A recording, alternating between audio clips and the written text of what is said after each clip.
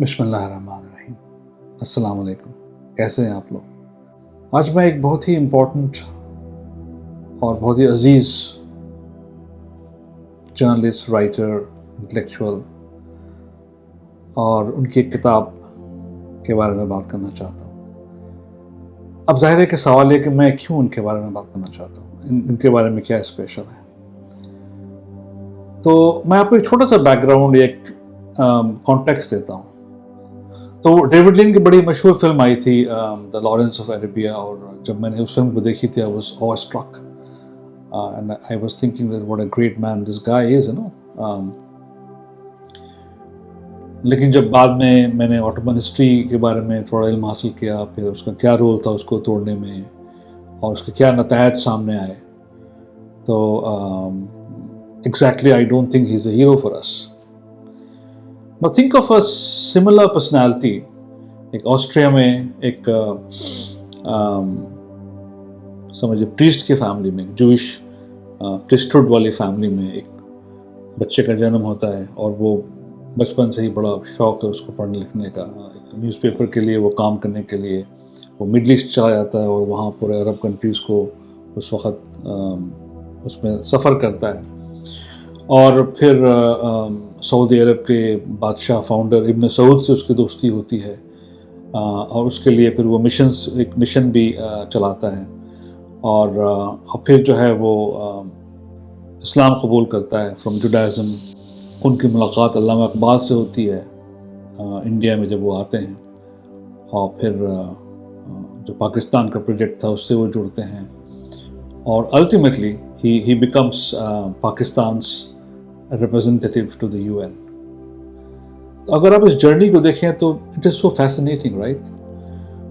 اور ان کی جو کتاب ہے the road to Mecca, it fascinated me. میں بہت دن سے اس کو پڑھنا چاہ رہا تھا، لیکن ابھی حال فی الحال میں مجھے اتفاق ہوا اس کو پڑھنے کا۔ I was blown away by the language itself۔ میں نے اس طرح کی ٹریولاگ بالکل نہیں پڑھی ہے، جو جس انداز میں انہوں نے لکھا ہے اس کو، is a masterpiece of literature, of travel literature. تو اگر آپ اس نظریے سے پڑھنا چاہیں اس کو تو آپ پڑھ سکتے ہیں، بٹ اٹ ہیز سو مچ جو کام ان کا ایور لاسٹنگ ہے، جو رہے گا، وہ ہے English translation of the message of the Quran, جو قرآن کا جو ٹرانسلیٹ کیا انہوں نے۔ تو یوسف علی صاحب اور ان کا ٹرانسلیشن جو ہے، دونوں ماما اقتال کے علاوہ بہت ہی مشہور ہیں ان کے ٹرانسلیشنس، اور شاید میں کبھی اس کو پڑھ کے میں اس کے بارے میں بھی کچھ آپ سے شیئر کرنا چاہوں، آئی ڈونٹ نو، انشاءاللہ۔ بٹ یوسف علی کی بھی لائف بہت فیسنیٹنگ ہے، ان پہ بھی میں کچھ ایک ویڈیو انشاءاللہ بنانا چاہتا ہوں، مے بی نیکسٹ ٹائم۔ تو his translation is also amazing linguistically, language wise. اس کے بعد ان کی روڈ ٹو میکہ کے بارے میں تھوڑا اور ڈیٹیل میں بات کروں گا ابھی تھوڑی دیر میں۔ تو جب وہ اپنے اس ٹریول کے دوران تھے تو انہوں نے جو ہے زائنسٹ موومنٹ جو گرو کر رہا تھا اس وقت، اب اس کے بھی روٹس تو ہے وہی آسٹریا اور اس علاقے سے کہیں نہ کہیں جڑے ہیں تار اس کے، تو انہوں نے اس موومنٹ کا بھی گروتھ دیکھا، and he was very suspicious about it and he could see the lie, you know, which was being peddled around کہ بھائی a land without people for a people without land، تو ایسا کچھ نہیں تھا۔ he could see with his own eyes کہ یہاں پہ تو عربس سینکڑوں سال سے، ہزاروں سال سے رہ رہے ہیں، فیملیز ہیں، ایسے تو نہیں ہے کہ لینڈ وداؤٹ پیپل تو ہے ہی نہیں یہاں پہ ایسا کچھ۔ تو اس کے بارے میں بھی بہت کچھ لکھا انہوں نے۔ میں اگلے ایپیسوڈ میں جب روڈ ٹو میکہ کے چیپٹرز کے بارے میں کچھ ویڈیوز بناؤں گا انشاءاللہ۔ یہ سمجھیے کہ انٹروڈکٹری ویڈیو ہے۔ تو میں پھر اس گروئنگ زائنسٹک جو فلاسفی تھی یا پولیٹیکل موومنٹ تھی، اس کے بارے میں بھی میں ذکر کروں گا، جو کہ میرے خیال سے آج کے لیے بہت موزوں ہے۔ اور ابن سعود کے لیے بڑی اچھی ان کی دوستی تھی، اور انہوں نے اس کے لیے ایک سیکرٹ مشن بھی چلایا تھا، to trace the sources of funding for the Ikhwan revolt.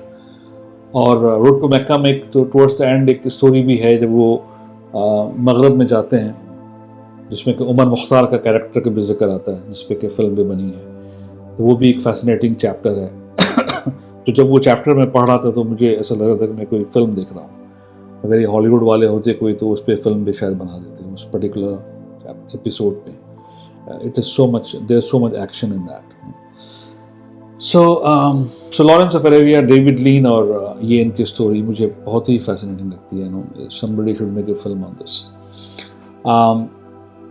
And again جب وہ انڈیا آتے ہیں تو علامہ اقبال کا ذکر, پھر وہ کنیکشن آ گیا اقبال صاحب سے میری جو عقیدت ہے, پھر اس کا ایک ذکر آتا ہے. اور اقبال کو کہتے ہیں کہ آپ یہ ٹریولس وغیرہ چھوڑیے, آپ جو ہے اس چیز پہ کام کیجئے کہ Islamic state, future Islamic state کی انٹلیکچوئل پریمس کیا ہوگی, اس پہ آپ کام کریں. اچھا, اس کے بعد سیکنڈ ورلڈ وار کے بعد جو ہے برٹش گورنمنٹ نے 5 سال کے لیے قید بھی کر کے رکھا, اور 1947 میں ان کو پاکستانی شہریت ملی, اور اس کے بعد وہ کئی بیوروکریٹک اور ڈپلومیٹک پوزیشنز میں فائز ہوئے, اور پھر الٹیمیٹلی جو ہے وہ deputy secretary Middle East division in the foreign minister Pakistan بنتے ہیں, اور پھر Pakistan's envoy to the United Nations بنتے ہیں.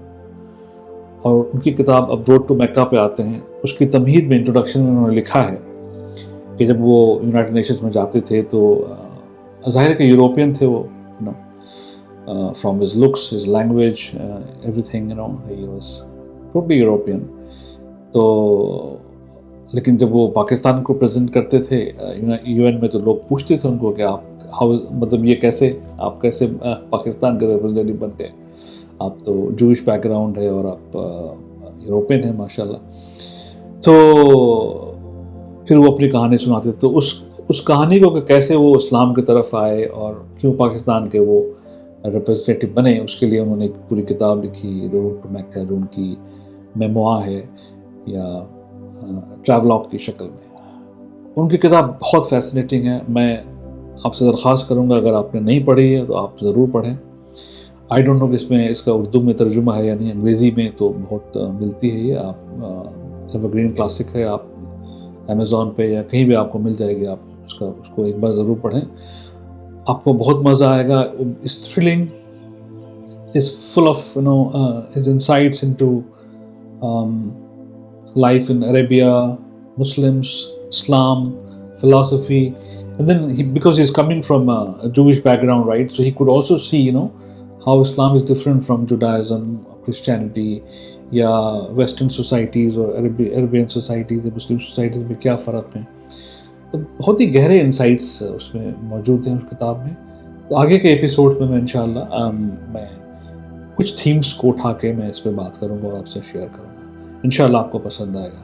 آج کے لیے اتنا ہی. پھر آپ سے ملاقات ہوگی, بات ہوگی اباؤٹ اسد صاحب and his journeys and his insights.